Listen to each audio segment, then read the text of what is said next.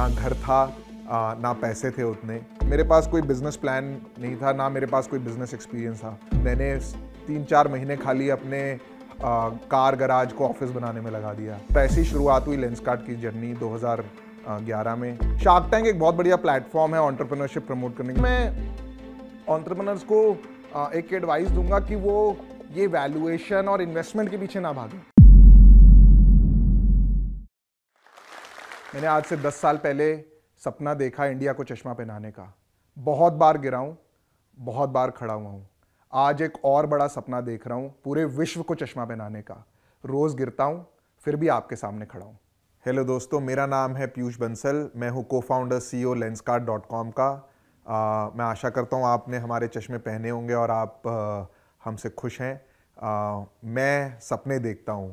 मेरी जर्नी शुरू हुई यहीं दिल्ली से, जहाँ पे मैंने अपनी स्कूलिंग करी डॉन बॉस्को स्कूल में। स्कूल में बहुत पढ़ाई करी, IIT की तैयारी करी और 11वीं 12वीं कक्षा में, और IIT में मेरा एडमिशन नहीं हुआ। फिर भी मेरे को लगा कि मुझे हिम्मत नहीं हारनी चाहिए और मैंने बहुत संघर्ष करके माँ बाप से लड़के मैं गया पढ़ने इंजीनियरिंग कनाडा में मैगिल यूनिवर्सिटी पे।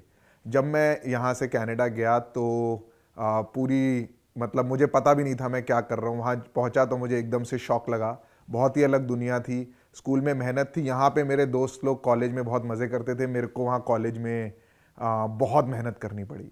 ना घर था, ना पैसे थे उतने, पर किसी तरीके से संघर्ष करते करते मैंने ज़िंदगी में बहुत ज़्यादा संघर्ष करना सीखा। 18-18, 20-20 घंटे काम करना सीखा। कॉलेज की पढ़ाई, रिसेप्शनिस्ट की जॉब और घर चलाना और बड़े सपने देखना। तो जैसे मतलब मैंने देखा कि मैं एज अ रिसेप्शनिस्ट काम करता था, पीछे वहाँ पे कंप्यूटर लैब था जिसमें सॉफ्टवेयर की कोडिंग होती थी। हमारे यूनिवर्सिटी का पूरा IT बनता था। तो वहाँ पे एक सीनियर बंदा था जो कोडिंग करता था। मेरी उससे काफ़ी दोस्ती हुई, मुझे काफ़ी इंटरेस्ट था वो जो बनाते थे, मुझे काफ़ी कूल लगता था। तो मैंने जाके बोला उसको कि मेरे को भी सीखना है। तो उसने मुझे इतनी बड़ी बुक दे दी विजुअल बेसिक प्लस की पढ़ने के लिए। तो मैं पढ़ाई करता था, जॉब करता था और रात में वो बुक पढ़ता था। धीरे धीरे मेरा इंटरेस्ट आया तो मैंने नई नई चीज़ें कोड करके उनको दी। फिर उन्होंने मुझे रिसेप्शनिस्ट जॉब से अंदर कोडिंग की जॉब दे दी।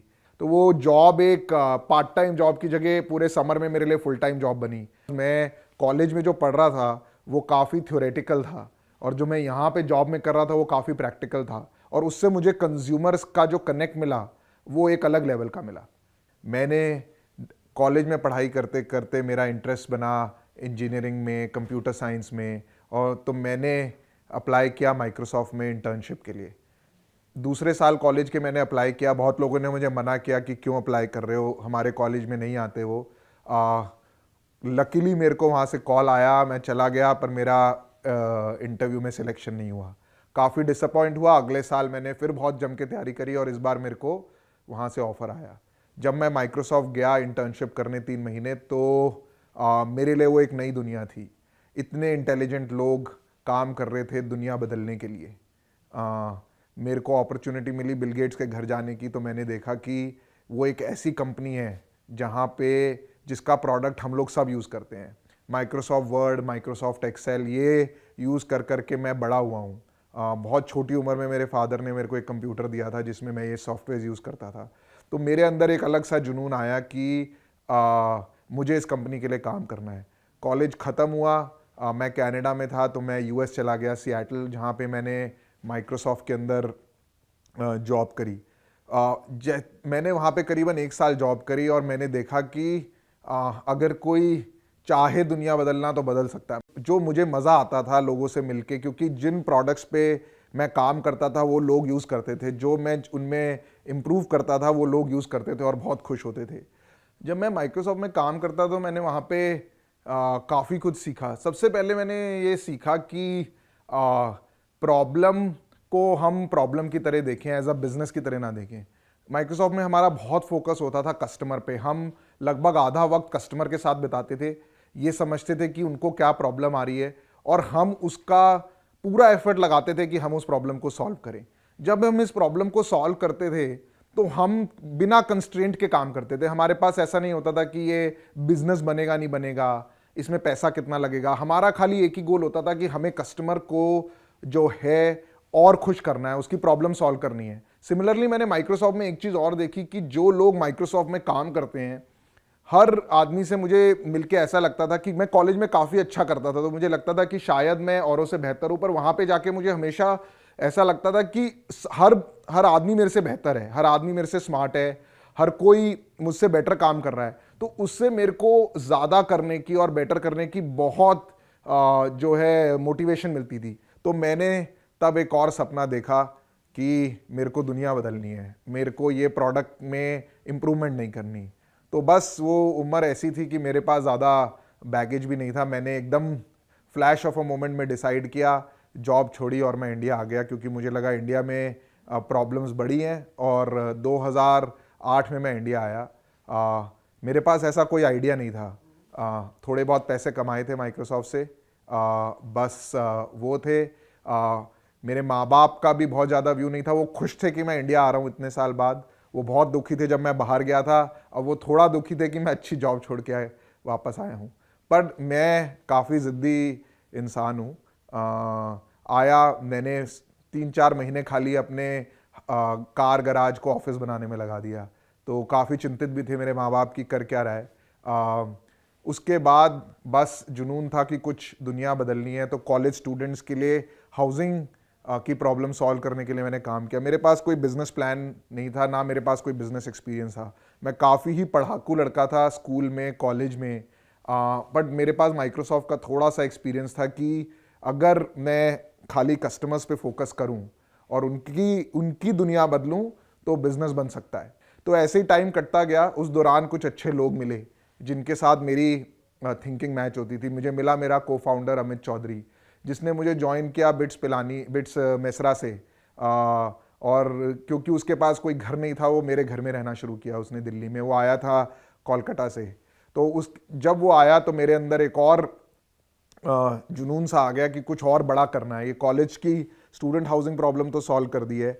तो कहीं तब पढ़ा कि हिंदुस्तान, इंडिया को कहते हैं वर्ल्ड का ब्लाइंड कैपिटल। 40% वर्ल्ड के 40% ब्लाइंड पीपल इंडिया में रहते हैं, और इंडिया में करीबन आधे इंडिया को चश्मा चाहिए, पर खाली 25% लोग उन आधों में से चश्मा पहनते हैं।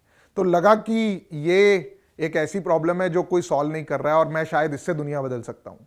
तो मेरे साथ अमित था और मेरा एक और को फाउंडर। मेरे को तब हमने लिंक्डइन पे ढूंढा, सुमित, जिसकी उम्र हमसे थोड़ी बड़ी थी, पर उसने भी अभी अभी अपनी जॉब छोड़ी थी एक आईवेयर कंपनी से। और ऐसी शुरुआत हुई लेंसकार्ट की जर्नी 2011 में। और जब हम इस जर्नी पे चल रहे थे तो कुछ इन्वेस्टर्स ने भी हमें अप्रोच किया। हमने ज़्यादा नेगोशिएट नहीं किया, कुछ नहीं किया, बस उनका साथ जुड़ा और वक्त कटता गया। और तब से आज 10 साल हो गए हम खाली इस मिशन में लगे हुए हैं। बस बदला कुछ भी नहीं है, बस जो बदला है वो ये है कि हम कस्टमर की नई से नई प्रॉब्लम पकड़ रहे हैं और उसको सॉल्व करते जा रहे हैं। एक चीज़ मैंने और देखी कि हमारा जो काम करने का स्टाइल है वो हमारी सबसे बड़ी ताकत है, और वो है कि हम फेलियर से नहीं डरते और हम रिस्क लेने से भी नहीं डरते, क्योंकि हमारे पास कुछ खोने को ही नहीं है और ना कभी था। हम बड़ा रिस्क लेते हैं, बड़ा सोचते हैं, और गिरते हैं तो फिर से खड़े हो जाते हैं। पहले हमने खाली भारत को चश्मा पहनाने का सपना देखा था। आज से करीबन 1-1.5 साल पहले हमने इस सपने को और बड़ा कर लिया कि हम पूरे विश्व में 4.5 बिलियन लोग हैं जो चश्मे की ज़रूरत है, खाली 2 बिलियन पहनते हैं। और हम इस जर्नी पे आज चलते जा रहे हैं। लेंसकार्ट शुरू करे हुए मुझे करीबन 10 साल हो गए हैं, और काफ़ी कुछ बहुत बार गिरा हूँ, आज भी रोज़ गिरता हूँ। और कुछ चीज़ें गिर के सीखने को जो समझ में आई हैं वो ये आई हैं कि सब हमारा जो फोकस है ना, जो नए एंटरप्रेन्योर्स हैं उनका फोकस प्रॉब्लम पे होना चाहिए कि प्रॉब्लम क्या है, क्या ये प्रॉब्लम है, क्या ये जेन्युइनली रियल प्रॉब्लम है, या हमें लग रहा है कि ये प्रॉब्लम है और बाकी लोगों को नहीं लग रहा है, और ये कितनी बड़ी प्रॉब्लम है।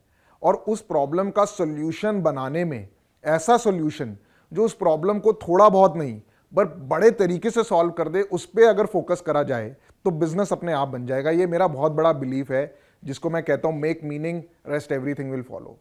दूसरी मेरी एक लर्निंग रही है कि जो ऑब्सेशन होता है ना, वो हमको कस्टमर्स की तरफ रखते हैं हम, तो कंपनी का जो सक्सेस भले ही धीरे आए पर लॉन्ग टर्म और सस्टेनेबल आती है।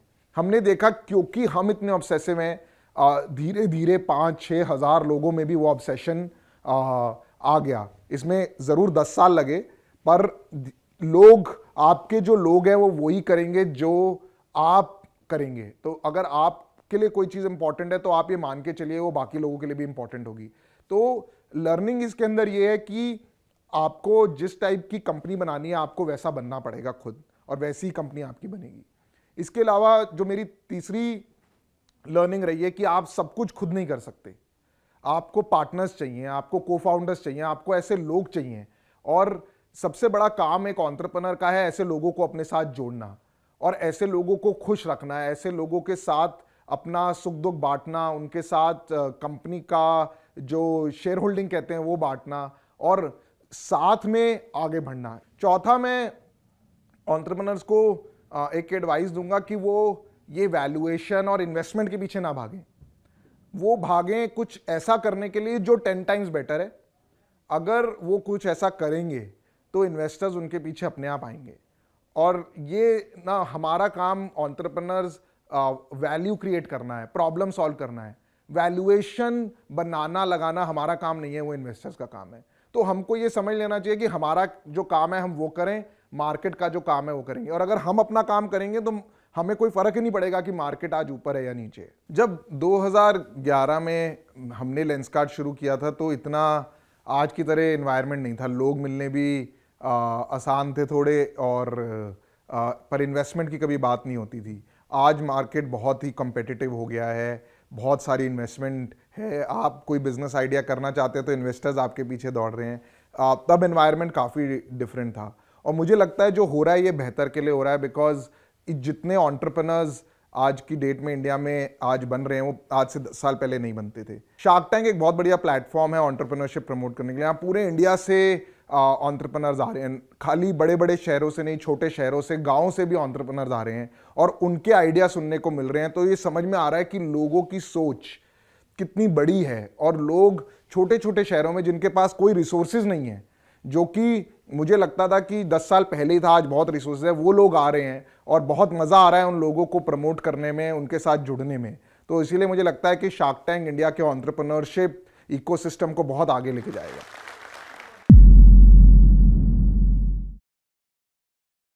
जोश टॉक्स अब स्पॉटिफाई एक्सक्लूसिव पॉडकास्ट है, जिसके साथ जोश टॉक्स की सभी कहानियां ऑडियो फॉर्मेट में अपलोड होंगी केवल स्पॉटिफाई पर। और हाँ, अगर आपको ये वीडियो अच्छी लगी तो आप जोश टॉक्स पॉडकास्ट को फॉलो कर सकते हैं और सुन सकते हैं ऐसी कई प्रेरणादायक कहानियां सिर्फ स्पॉटिफाई पर। इस वीडियो के बारे में अपनी राय नीचे कमेंट सेक्शन में हमें बताएं और अपने दोस्तों के साथ ये वीडियो शेयर करना ना भूलें।